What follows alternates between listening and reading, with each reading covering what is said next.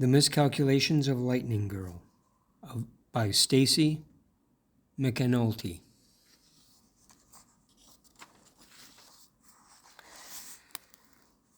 Chapter 1. I don't remember the moment that changed my life 4 years ago. Call it a side effect of being struck by lightning. That bolt of electricity burned a small hole in my memory. It also rewired my brain, transforming me into Lucille Fanny Callahan, math genius. I've been told the lightning strike story 42 times, so it's almost like my own memory. I see it perfectly.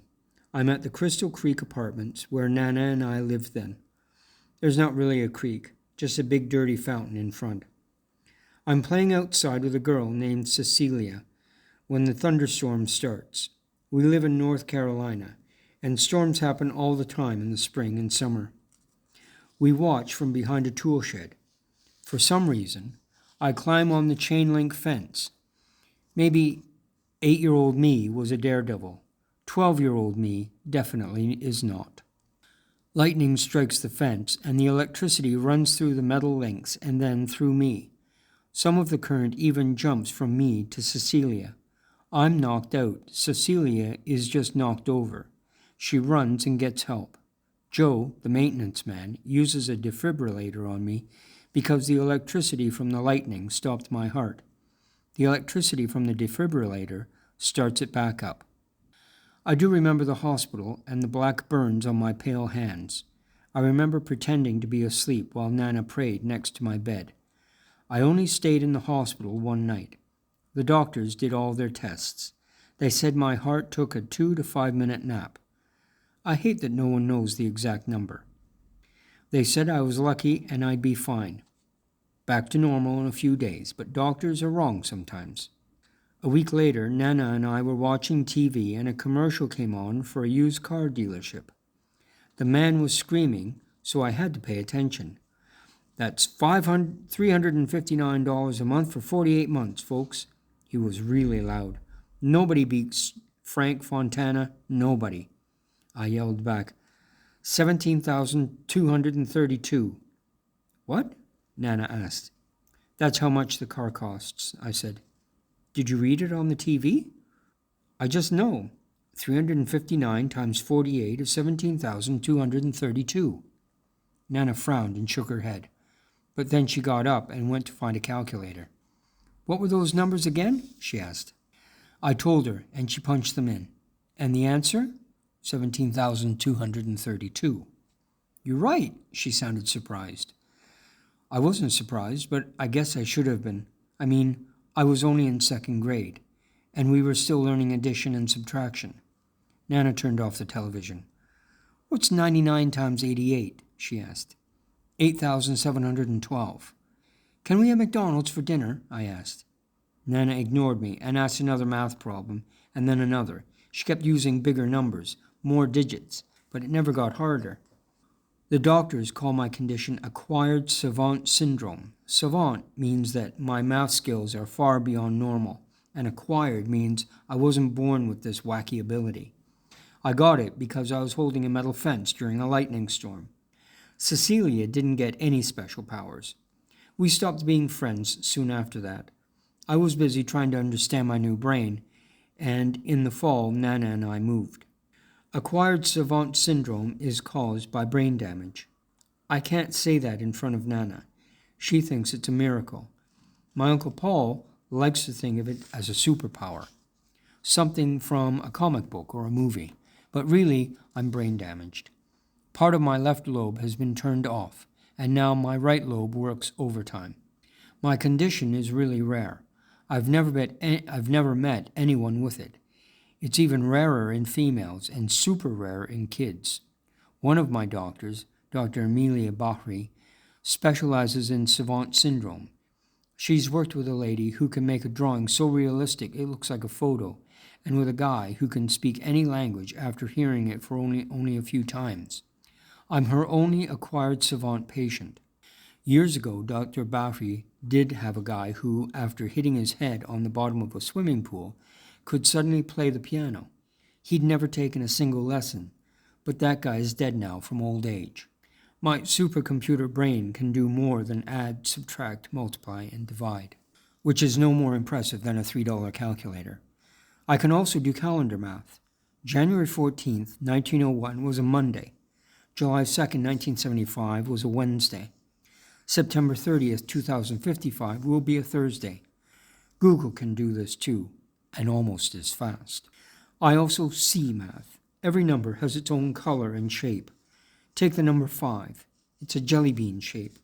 Red, brown, like the color of Carolina mud. The number 12 is a set of cream-colored squares. The number 47 is a fluorescent orange oval. Prime numbers have curves. Non-primes have hard edges. These colors and shapes make it fun and easy to play with numbers. And I can find patterns in anything, from the stock market to baseball games to the price of cereal. Nana likes to bargain shop. And then there's my number memory ability. I remember every set of numbers I hear or see, like license plate or phone numbers, or the digits of pi. Pi is my favorite mathematical constant, but because the digits of pi after the point go on forever, I only let myself recite the numbers to the 314th decimal place.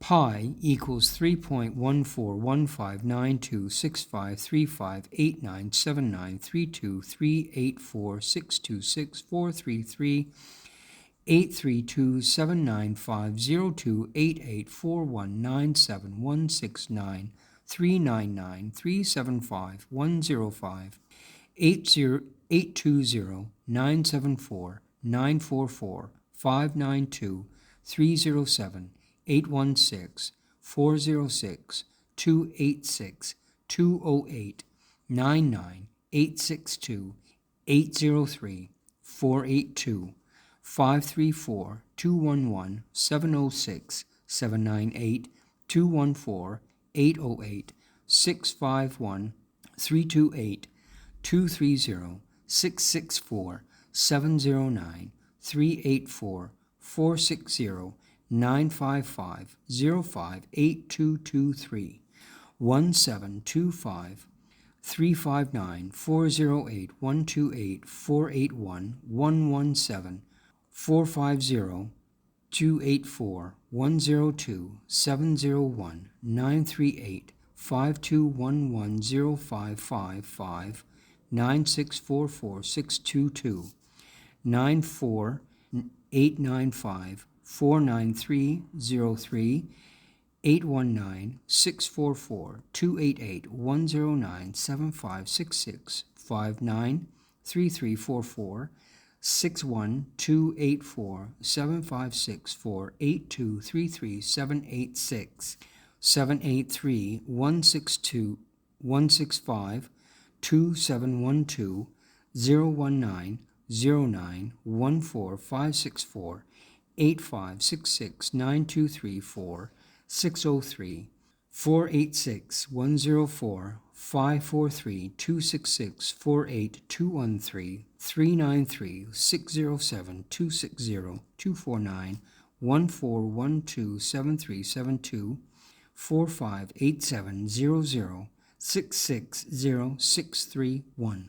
These digits repeat in my brain even when I don't want them to. It's like getting a song stuck in your head. Only for me, it's always the same song. Incredibly annoying, but still beautiful. Being a savant does have its downsides. Like the guy who hit his head in the pool and could play the piano, he was blind after the accident. I'm not blind, but I do have my own issues.